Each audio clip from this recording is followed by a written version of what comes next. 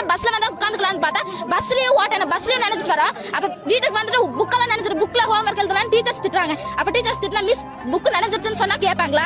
ஏமா நினைக்க வச்சிங்கன்னு கேட்டாங்கன்னா நாங்க என்னமா பண்ண முடியும்? அப்ப மழை பஸ் வரந்தாங்கன்னா மழை சொட்டுது மழை தண்ணி சொட்டுது எல்லாத்துக்கும் சொல்லி யாருமே நடவடிக்கை எடுக்கல. அப்ப போராடுதானே செய்ய முடியும்? அப்ப டெய்லி மழை வந்துச்சுன்னா டெய்லி இது மாதிரி இருக்க முடியுங்களா? எங்க சாலை வேணும்னா சாலைக்கு நாங்க போராட முடியும். அதனால மாவட்ட ஆட்சியர் வரட்டும் அப்பதானே எந்திரிப்பாங்க. சாலை தரீங்களா தர மாட்டீங்க அவ்வளவுதானே முடிவு. தந்தீங்கன்னா எந்திரிக்கலாம் தரலினா உட்கார்ந்து தான் எத்தனை மணிக்கு 10 மணி ஆனாலும் உட்கார்ந்து தானே இருப்போம். எங்களோட முடிவு இதுதானே. இனிமே வருங்கால சந்ததியை வந்து அதை சொல்லி இதை சொல்லி வந்து எதுவுமே மனு பண்ண முடியாது. இனிமேனா நாங்கள் இனிமேல் கேள்வி கேட்க ஆரம்பிச்சிட்டோம்.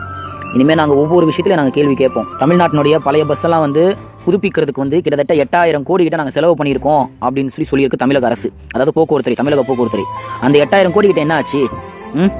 அதை 8000 கோடி எங்கிறது 5 ரூபாய் ஃபெவிக்விக்கை வச்சு வேலையை முடிச்சிருக்காங்க.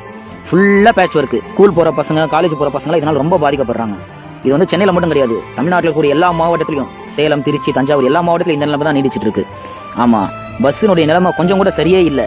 உள்ளே வந்து மழை பெய்யுது, பஸ்ஸுக்குள்ளேயே மழை பெய்யுது. அந்த அளவுக்கு மோசமான நிலைமையில வந்து பேருந்துகள் வந்து செயல்பட்டு இருக்குது. தொடர்ந்து இந்த வீடியோ வந்து எல்லாருமே ஷேர் பண்ணுங்க, எல்லா மக்களுக்கும் தெரியட்டும். என்றும் அன்புடன் நன்றி.